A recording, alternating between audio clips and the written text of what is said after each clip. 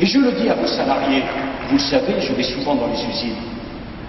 Est-ce que vous croyez que les salariés français, notamment des PME, ils préfèrent que leur entreprise soit la propriété d'une famille qu'ils connaissent, d'un homme ou d'une femme propriétaire de l'entreprise qui peut parler à chacun des salariés, ou d'un fonds de pension dont le jeune dirigeant trentenaire change tous les ans, vient ramasser la caisse à la fin de l'année et demande des rendements pour toute l'entreprise.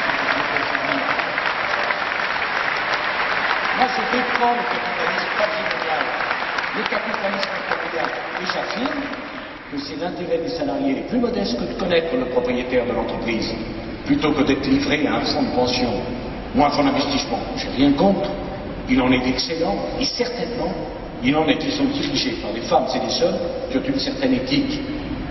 Mais si on ne fait pas le bouclier fiscal, ne nous étonnons pas que chacun de ceux qui pourraient investir dans notre pays partent, qui en Belgique, qui en Suisse, qui en Espagne, qui en Allemagne, alors même que la France est au cœur de l'Europe. Eh bien, nous avons également voulu tenir.